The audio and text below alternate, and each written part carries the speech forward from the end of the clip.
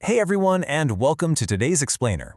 If you spend any time hiking, birding, or just out exploring the gorgeous trails of southern Africa, you know that sharing the bush with nature is a huge part of the thrill.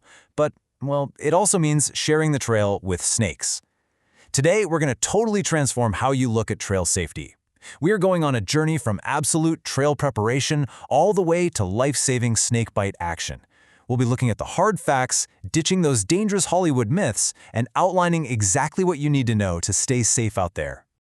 But hey, before we get into the heavy stuff, let's just take a collective deep breath. 15%, that is the maximum percentage of snakebite victims who are hospitalized and actually end up needing antivenom. To put that into perspective, the vast majority of people who get to a hospital quickly after a bite are going to survive and make a full recovery without ever needing antivenom at all. The odds are massively in your favor, so let's focus on being prepared, not panicked. Okay, let's dive into this. Here is our chronological survival guide for today's explainer. 1. The reality of snake bites. 2. Trail safety and prevention. 3. Neurotoxic versus cytotoxic venom. 4. First aid, the absolute don'ts.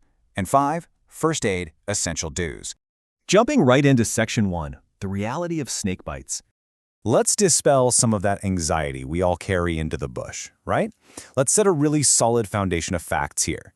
Out of the 177 species of snakes in southern Africa, a whopping 89% are non-deadly.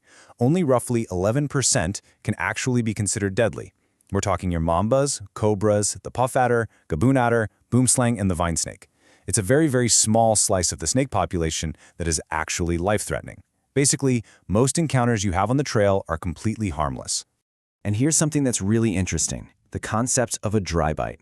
In a lot of instances, a venomous snake is going to bite purely in self-defense and inject absolutely zero venom. They literally just want to scare you away. Even a potentially deadly snake might just give you a dry bite, or maybe inject an amount of venom that's way too small to do any serious damage. All right, let's move on to Section 2, Trail Safety and Prevention. Because look, the absolute best first aid is simply not getting bitten in the first place, for sure. This checklist right here is your first line of defense. First up, just leave them alone. Treat them with respect. If you see a snake, take a photo from a safe distance, but don't try to catch it or throw rocks at it. Second, your gear is absolutely crucial. Wear thick trousers, and if you're a hiker, get some snake gaiters. Protecting your lower legs can literally completely prevent a medical emergency. They're a real game changer. Third, always use a torch at night. Many snakes, especially the slow-moving puff adder, are super active after sunset, and it is so easy to accidentally step on them. And finally, never tamper with a seemingly dead snake. Some species have a really nasty habit of playing dead, only to strike the second you get too close. Which brings us to the golden rule of hiking. You have to remember this. Step on 2 logs and rocks. Never ever over them. Why? Well, snakes absolutely love to sun themselves while staying partially hidden under a log or a rock. If you step blindly over an obstacle, it's like stepping directly into their living room. You might land right on a resting snake. Always look where you're placing your hands and feet. Berg adders, for example, are infamous for basking on small rocky ledges, and they will absolutely strike if a hand suddenly just appears in their space. Let's transition into Section 3, Neurotoxic versus cytotoxic venom. So what happens if prevention fails? Identifying the threat is crucial. Snake venom is wildly complex, but medical experts generally break it down into 3 broad categories based on the symptoms. Number 1 is neurotoxic, which attacks your nervous system. Number 2 is cytotoxic, which attacks tissue and muscle cells. And number 3 is hemotoxic, which messes with your blood clotting mechanism. A hemotoxic bite, say from a boomslang, is tricky because initially there's very little pain or swelling, but after several hours it leads to severe internal bleeding.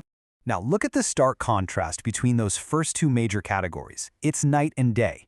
If you're bitten by a snake with neurotoxic venom, like a black mamba or Cape cobra, you're looking at drooping eyelids, slurred speech, and eventually paralysis of your respiratory muscles, which means you stop breathing. Compare that directly to a cytotoxic bite from a puff adder. Here you get this immediate, intense burning pain, massive local swelling that aggressively moves up the limb, and severe tissue necrosis, which can literally result in the loss of a limb. It happens so fast. Maybe the bite just feels like a scratch from a thorn, or you just see one tiny puncture mark. But then the reality hits. Bitten. So now what? This is really the climax of our explainer today. How you answer this specific question is going to determine the entire outcome of the emergency. Let's tackle Section 4, First Aid, the absolute don'ts.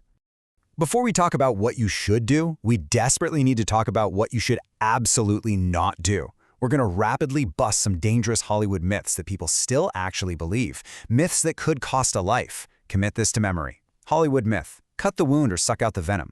Medical reality: snake venom attaches to local tissue and absorbs into your lymphatic system unbelievably fast. Sucking does zero to help, and cutting just causes nasty secondary infections. Myth: apply a tourniquet. Reality: venom travels mostly through the lymphatic system, not your veins. Actually, scratch that. Tourniquets aren't just useless here, they can cause massive tissue damage. And finally, forget about electric shocks, boiling water, or packing it in ice. None of those things neutralize snake venom. Just leave the bite alone, clean it gently with cool water, and pop a sterile gauze dressing on it. All right, on to Section 5, First Aid, Essential Do's. Now that we've cleared out all that dangerous Hollywood nonsense, let's pivot to the actions that actually save lives. Getting to a hospital is the ultimate singular goal here. Step 1.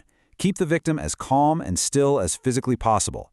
Movement is like hitting the fast forward button on the lymphatic system, so immobilize that limb. Step 2. Remove any tight clothing, rings, watches, or shoes, because swelling can be immediate and severe. Step 3. Transport them to a hospital immediately. A great pro tip here is to use an app like Waze. Just type in hospital, and it'll instantly route you to the closest facility. Always call ahead to let the trauma unit know a snakebite victim is en route. Now, if you're way out in the middle of nowhere, more than an hour or two from a hospital, you might consider a pressure bandage. But listen closely to this warning. This is only for suspected black mamba or Cape cobra bites. Do not, under any circumstances, use this for adder or spitting cobra bites where excessive swelling is going to happen. The goal isn't to cut off blood flow. It's to apply just enough pressure to the lymphatic system to slow down that neurotoxic venom. But getting that pressure exactly right, between 50 and 70 millimeters of mercury, is almost impossible with a normal bandage. You really need a smart pressure bandage that has visual stretching guides, and you absolutely must have proper training to apply it correctly. Speaking of training that literally saves lives, let's talk about the bag valve mask, or BVM. With severe neurotoxic bites, like from a black mamba, the victim's respiratory muscles can completely paralyze in under 30 minutes. A BVM is a handheld device used to manually pump air right into their lungs. If you travel deep into the remote bush, learning how to use a BVM is critical. It is way more effective than mouth-to-mouth, and if you use it properly, you can keep a victim alive for hours while you're rushing to get medical care. But you know, first aid isn't just for bites, it's also for spitting snake encounters. Snakes like the Mozambique spitting cobra can spray venom up to 3 meters directly into your eyes, and let me tell you, it is agonizing. The protocol here is extremely strict. Step 1. Get the victim's head under a slow-running tap and physically force their eyes open. Step 2. Flush those eyes continuously for at least 15 to 20 minutes. Step 3. Seek a medical doctor right away for a slit lamp exam and antibiotic drops. If you do this promptly, the chances of permanent eye damage are actually extremely remote. And what about our four-legged hiking buddies? Dogs usually get bitten because they try to attack the snake to protect you. The rules for them are just as strict. There is zero room for rural myths here, folks. Forcing milk, charcoal, or Allergex down your poor dog's throat is not going to save them. You have to get them to a vet immediately. In severe cases, antivenom is literally the only solution, and fair warning, it's expensive. Depending on how much they need, you're looking at anywhere from 4,000 to over 20,000 rand. This actually brings us to a really critical point that ties our whole thesis together. Antivenom is not a first aid measure. You do not carry it and inject it yourself out in the bush. Why? Because up to 40% of patients have a severe allergic reaction to it, which can trigger anaphylaxis. That's a life-threatening condition where your blood pressure plummets and your heart can literally stop. Antivenom has to be given intravenously in large amounts by a doctor in a hospital environment where they have adrenaline ready to manage those massive allergic reactions. Which brings us to the very end of our explainer, and I want to leave you with one vital question. You know the myths now, and you've seen the hard medical facts straight from the experts. From gearing up with snake gaiters and making sure you step onto logs, to totally ignoring those Hollywood tourniquet myths and prioritizing getting straight to the hospital. So ask yourself, are you truly prepared for your next hike, or are you just kind of relying on luck? Gear up, stay informed, and respect the trail. Thanks so much for joining me today, and stay safe out there.